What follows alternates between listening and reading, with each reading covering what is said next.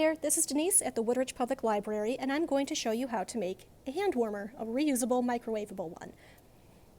We had kits available, so I'm going to be showing you what's in the kit, so that way if you didn't get one, you can make your own by gathering your own supplies. Nothing is too difficult to find. You can get most of these things at a craft store if you don't already have them at home.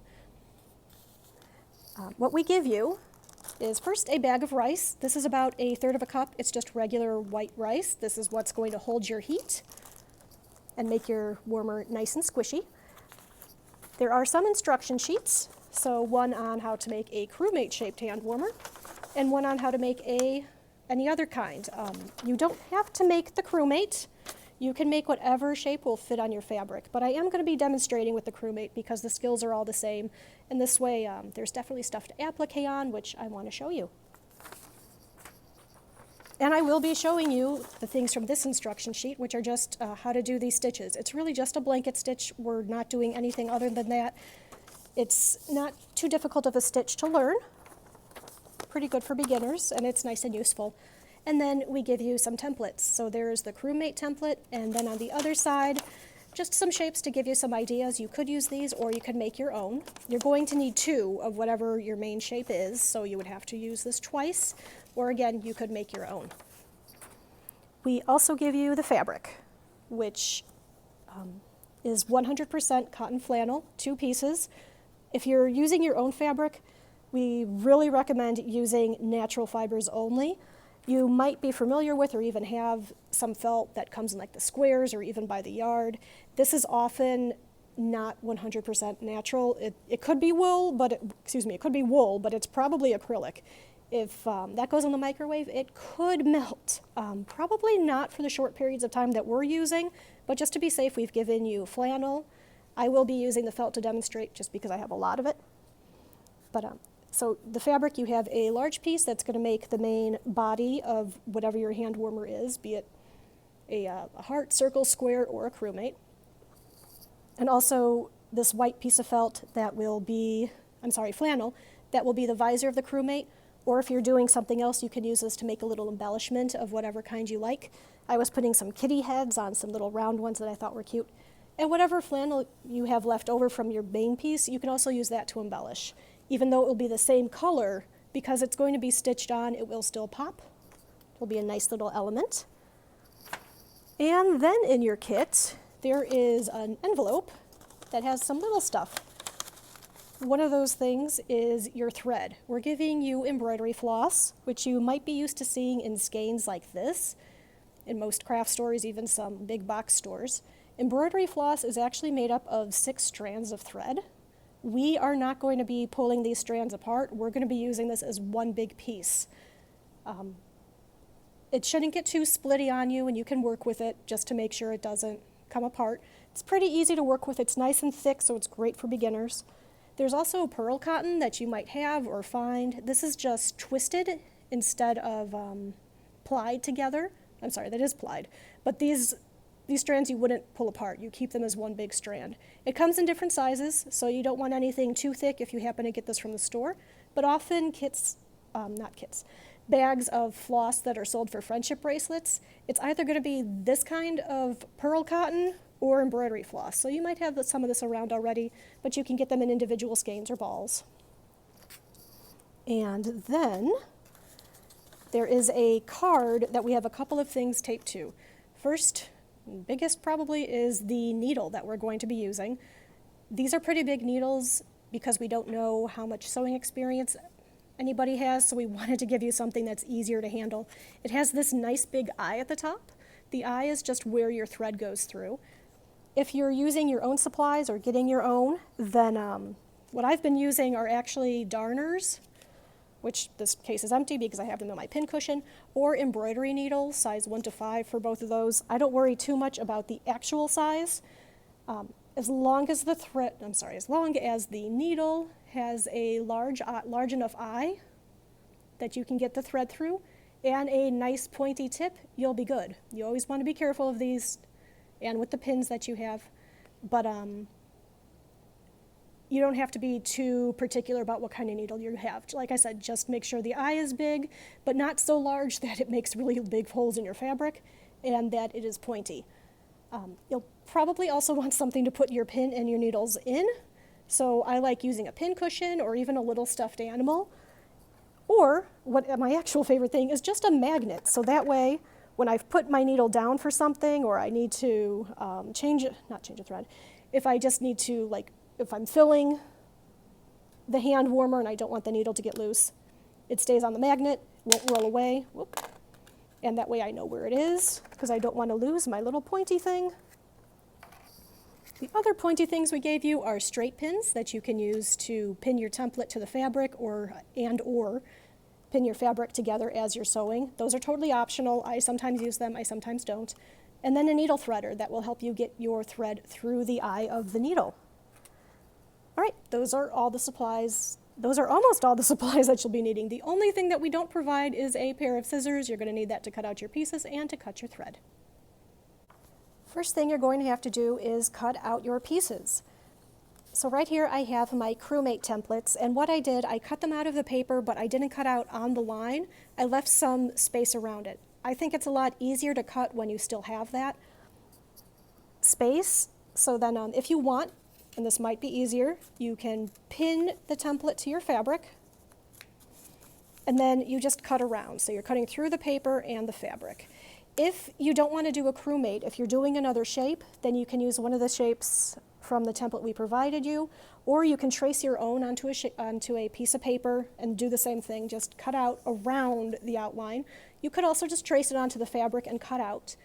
What you do want to make sure of if you're doing that though is if you're like using a Sharpie to make a nice thick line, you want to cut inside the line so that none of that marker will show up on your finished piece. Once your pattern is pinned, you're just going to cut around. And then for the crewmate, what I've been doing is once I've cut the two body pieces, I just slice out the visor and the backpack, pin those to my fabric and cut. For the backpack, you're going to use the same color fabric. For the visor, you're going to use the white fabric. If you're doing a different shape, you can use any leftover colored fabric you have. You can use the white fabric to do whatever you'd like. Okay, so here I have my cutout pieces. I have the two body pieces for the crewmate, the little backpack piece, and the little visor piece. And again, if you're doing any other shape, then whenever I'm talking about the main pieces of the crewmate, you're just going to substitute in the pieces you cut.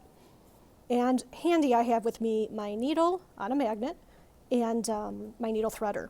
I'm going to need some thread, so I measured out about a yard of thread. In this case, I think I cut it a little bit shorter because I'm going to be doing the applique first, and I know I need a little bit less thread. You don't want to work with too much thread at a time because it can get really tangled. What I usually do is I will take my thread in my fingertips and then stretch out my arm and unravel the thread until it gets to my nose, and then I cut it off there. For me, that's about 30 inches, so 6 inches short of a yard. This one I cut a little earlier just because I know I'm not going to need quite as much. And that way I don't have so much thread that it's going to become messy. I am using a really bright neon thread just so it's easier to see. But if you're making your own, choose whatever colors you'd like. All right, so I am going to thread my needle. I need to get this thread through this hole. You might be able to just poke it through like that. I usually can't do that unless I lick it, which, not doing that these days. So I'm going to use my needle threader. Your needle threader has two little hooks on it. With the needles in our kits, you can definitely use the big hook, or depending on what kind of needle you're using, you can use that. This particular needle I'm using, I'm going to have to use the small hook. I'm just going to put the hook through the eye of the needle. You can even hang the needle on that little notch there, and then put your thread through the hook and pull the hook through the eye of the needle. Being careful how you hold the needle so you don't accidentally poke yourself. There we go.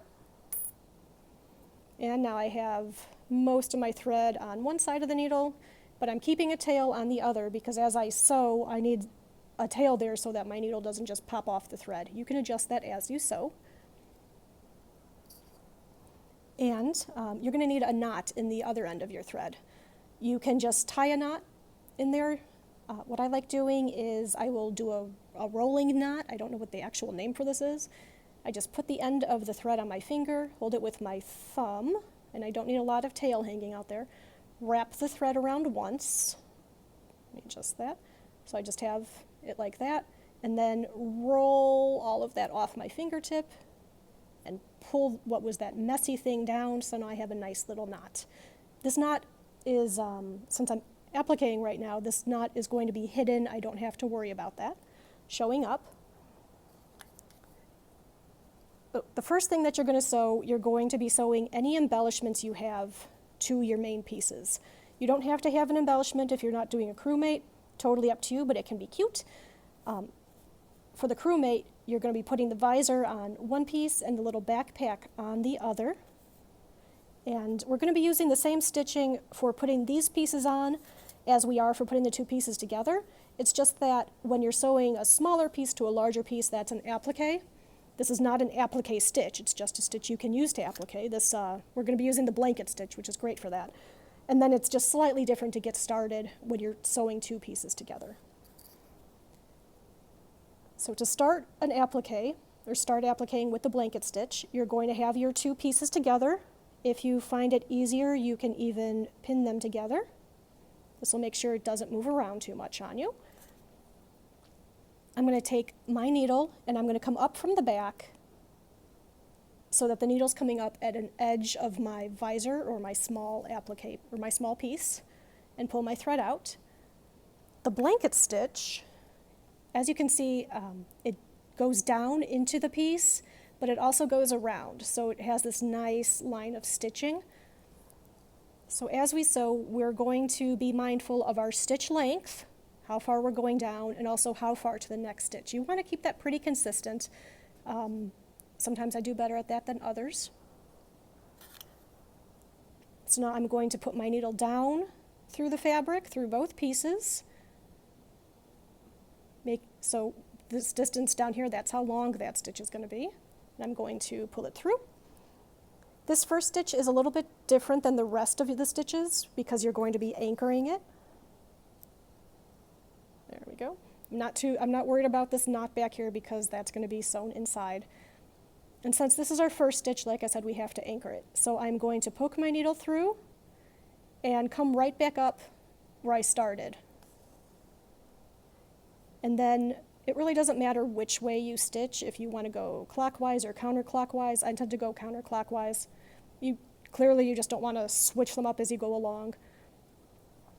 But whatever direction you're stitching, you want to take your needle and put it underneath that first anchor stitch, going in the direction you're going to be stitching, and just run it through. This will make sure that your thread is where it should be when you get started stitching. Okay, so that's our anchor stitch. Now I'm going to do the actual first stitch. For this, I'm going to be going from the top down, and I'm going to go through, I'm going to catch both pieces of the fabric, so I'm coming out the back, and then when I come up, I'm only coming up through my main piece, and I'm coming up, whoop, let's get rid of that pin, and I'm only coming up at the edge of my appliqued piece. So I'm actually going to do this in two parts, and then I'll show you the way I usually do this. Either is valid. There's lots of ways to do stitches, and they're all good. So I'm just going to poke my needle through both pieces.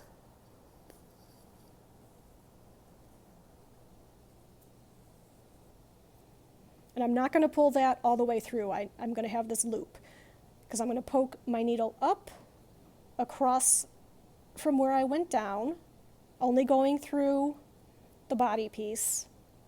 I'm going to come up, and now I'm going to put the needle through that loop of thread and pull it taut, but I'm not going to pull it too much, otherwise it will pucker. And now I have the line of thread across the top and my stitch here. So you can keep doing that in two steps, going through both pieces of the fabric, pulling, leaving a loop, coming up across from where you went in, and only coming through the one piece of fabric, going through that loop of thread and pull. That will do your stitch. You can also do this in more of a one motion movement. So instead of going straight up and down, you're going more to the side. Watch your finger, make sure you're not poking it. You're going to go in and down and then come back up. So I'm just kind of folding this fabric. keeping the thread behind the needle and pulling. I'm going to do that a couple more times without narrating it, just so you can see what it looks like. And again, any way of doing this is fine. If you want to keep doing it in a few more motions, going down, pulling, leaving a loop, and then coming up through the loop, that's great. You might change the way you do it as you get more used to it. I'm just turning things to make them more comfortable. And you are just going to do this all the way around your applique piece. Okay, I have gone almost all the way around my visor, and I'm getting to where I need to finish off my stitching, so I'm going to show you how to do that. I have space for one more stitch, so I'm going to do that last stitch. Well, this is actually going to be my second to last stitch. Let's pull that through. I'm not going to finish off there though, because I still have this gap here where there isn't any stitching. So what I'm going to do, and there's a couple ways of doing this. You don't have to do it any one certain way. I tend to just do what is easiest. So I usually just redo that first stitch. I go in where that stitch went in, came out where it came out, wrap my thread, or catch that loop of thread, and pull it, which can be a little tough since you've got some other stitches going on there. And at this point, you're probably working with less thread because you have used a bunch of it. Alrighty, pull that so it's nice and taut. So you can kind of tell that there's two stitches there, but it's not totally obvious. And then I just send my needle underneath those stitches because I want to knot this off. I'm going to finesse it a little bit since I don't have a lot of thread and I don't want to be pulling my needle off too early. I'm going to make this loop a little bit bigger. And now I think I can keep my needle on there.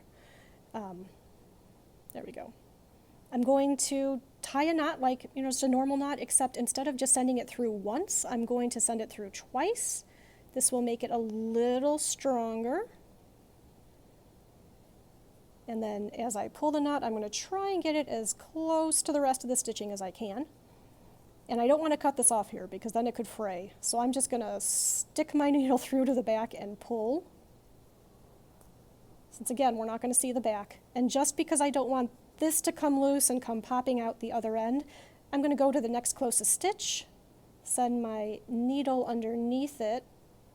Or if that's too finicky for you, this whole piece inside here, we're not going to see from the outside, so you could always take a stitch in there, making sure you're only going through the body fabric and not the embellishment. And you can do what I'm about to do here. But I'm going to use this stitch. I'm going to send the needle through. Since I don't need to be using my needle anymore, I'm going to pull it off. And I'm just going to do the same thing I did with the previous knot and send the tail through twice. Wrapping and pulling it. And now I will give this just a little bit of a trim so it doesn't get in my way as I'm sewing, but I'm going to still leave a tail so again it doesn't unravel. And there I have my first piece sewn on. So now I'm going to do the same with the backpack, same kind of stitching, same kind of ending, or with any embellishment that I have for my hand warmer. Okay, so here I have the two body pieces, or the two main pieces if you're doing a different shape. I've got my smaller pieces appliqued on, and I am ready to stitch these two sides together. Before I start stitching, I want to think about this a little. Since I'm going to have to fill this with rice, I want to leave a gap somewhere that will be easy for me to fill. The first time I made the crewmate, I actually started at the side of the leg, went around, and then I had to fill it between 4 little floppy pieces with a gap in there, and it was really rough. So it's easiest for me to just do it at the top of the head. You could also choose to do the side. If you're doing a different shape, you're going to want to do the same kind of planning. So like for this heart, it would be difficult to do it in the little dip or at the point, so I'd want to do it on the side. If you're doing just like a rectangle or a square, you're going to want to leave one of the straight sides, your gap on one of the straight sides versus up at the corner. So for the crewmate, I am going to start on either side of the head, depending on which direction I want to stitch in, and just leave the gap at the top. I'm going to pin these pieces together, so hopefully they won't move too much as I sew. And I've already threaded my needle and put the knot in the end. So we're going to be doing the same stitch that we did for the appliques. We're just starting it a little bit different since we have 2 pieces of fabric. So being mindful of where I want to start, I'm going to put my needle, I'm going to be sewing from the top to the bottom going around. But for this first anchoring stitch, I'm not going through the top layer at first, I'm just going through the bottom layer, so from the top down. This way my knot will be hidden inside, so there's my knot in its tail and I can just tuck it in there. And I'm going to come around and I'm going to go through again, through the same spot, but this time I am going through the top. And this first anchor stitch I'm going to pull, not really, really tight because I don't want to make this pucker. And then I'm going to take my needle and going in the direction that I'm going to be sewing, I'm going to send my needle under that thread. This will just get my thread in a better position to get started. So now that I have my anchoring stitch and I'm going to do my first stitch. Going down through the fabric, both layers, make sure that my thread is in back of the needle, and I'm just going to pull. So very similar to the applique stitch. And again, being mindful of both my stitch length and the distance between the two. I find it's easier to get in a rhythm with sewing the 2 pieces together than it was to do the applique.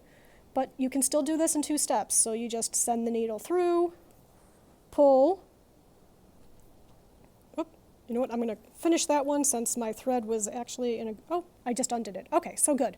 Send your needle through, pull, leave a loop of fabric, put your needle through that loop, and pull. Just going to do that again. Send the needle through both pieces of fabric, pull but leave a loop, send your needle up through the loop, and now pull your stitch tauter. As you stitch, take a look at your stitch, see how taut it is. You can give it a little bit of a tug to work it. You don't want to, again, you don't want to pull it too tight, but you do want it to be nice and snug. And I'm just going to do a few more stitches in the way that I usually do them, just sending it through, making sure the thread is in back of the needle and pulling.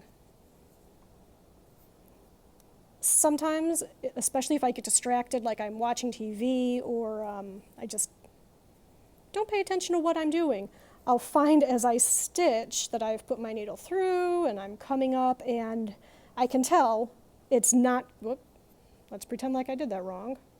Sure, when I try to do it wrong, I can't.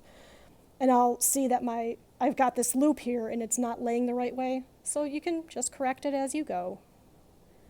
If you notice that you have a stitch that was too tight or you forgot to pull the thread through the loop, you can always undo your stitching. Just take the needle off, take the thread out of your needle, and then I use the needle to pull the stitches as I go and undo them. Then you rethread your needle and just pick up again. You might find, especially if this is your first time, that you don't like the way your first couple of stitches looked, so you can redo them, or you can leave them. You know, this is handmade. It doesn't have to look perfect. And if it's your first project, then that's great if it looks in a way that you think isn't perfect. It just means you're learning. And you're going to keep doing this until you start running out of thread, and then you're going to have to change your thread. Since we're using only about a yard, we don't want to use too much and get our thread tangled. So I am just going to keep working, oh, there we go, until I need to change my thread. Okay, so I just have a little bit of thread left. I don't want to wait until I have a little teeny tiny bit of thread because that will make things difficult. I was hoping I'd get all the way around the legs because the legs are a little fiddly. I was holding this and being very careful as I was making these stitches that curved. But now it's time for me to switch threads. So again, there's lots of ways of doing this. I'm going to show you what I believe is the easiest way. I've completed a stitch. I am just going to send my needle through where that stitch went in one more time, And let's pull that. I want to make sure the tail gets out of there too. There we go. I'm going to send my needle through that thread twice, or through that loop, I'm sorry, twice to make a little knot, and I'm going to pull it snug. There we go. And then I'm going to open up my piece, find the closest stitch. Whoops. This is why you don't want to wait until you just have a little bit of thread left, because you'll be pulling your needle off your thread. So I'm just going to rethread that real quick, hopefully really quick. Oh my, it does not want to thread.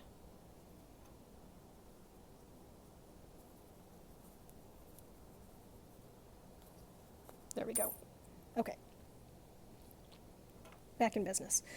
So I'm opening up my piece, find the next, or the previous stitch, put my needle underneath there, and send it through. Oh, I didn't leave a space. So I'm going to go to the next stitch so I can tie this off. As you can tell, it doesn't really matter how you do it in here. And I am going to take my needle off. And I'm just going to knot this. In this case, I'm just going to knot it once since I already have a double knot previously.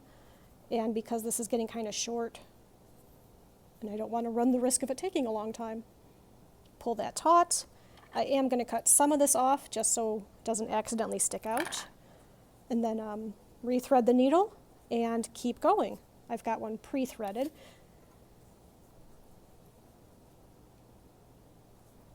You're going to do just what you did for your first stitch. So you're just putting it through the bottom layer from top to bottom, and this time we're going through where that previous stitch was. Pull it so the knot is safe inside. And usually I would finish that stitch, but I'm really just going to send my needle underneath it so my thread will be where I want it to be, because I feel like this previous stitch is thick enough. And I am just going to resume stitching, same way I was before,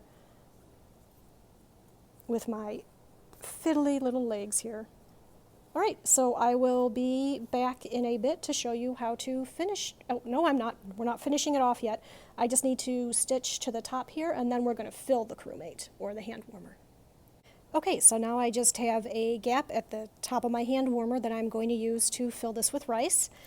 If your thread is still pretty long, you can keep your needle on it. If it's not really that long, then, or you just don't want to risk it, you can take your needle off and put it wherever you've been keeping your needle. I'm going to take mine off just so I don't risk anything. And then I'm going to take your baggie of rice, or if you're using your own supplies, I would suggest using a small baggie for this because it makes it really easy. My baggie right now is open, but I'm going to zip it so it is mostly closed, just leaving a little gap in there, and I'm going to use that as my funnel to pour. So holding up my crewmate, pouring. Sometimes I need to make sure that little gap opens. Do this over a piece of paper or the sink or the kitchen counter so that if you make a mess, it'll be easy to clean up. You might not use all the rice in the kit. That's fine. Use as much as you feel you need. And if you're filling a hand warmer that's an irregular shape especially, you're going to want to make sure that the rice gets worked into all the little parts of it. So I'm making sure that I have rice in the little leggies. Need to get some to the other leg there. So you just work it around, squeeze it, shake it. Even if you're making like a simple rectangle, you're going to want to stop and make sure you're getting rice everywhere it needs to be, and then just continue filling. And when you're filling it, you don't want it to be all the way to the top because you still need room to sew it together. And I am, of course, spilling some rice, but not as much as I usually do. So stop periodically. Move things around so it's as full as you'd like it. I still have a bunch of room, so I'm probably going to use all this rice.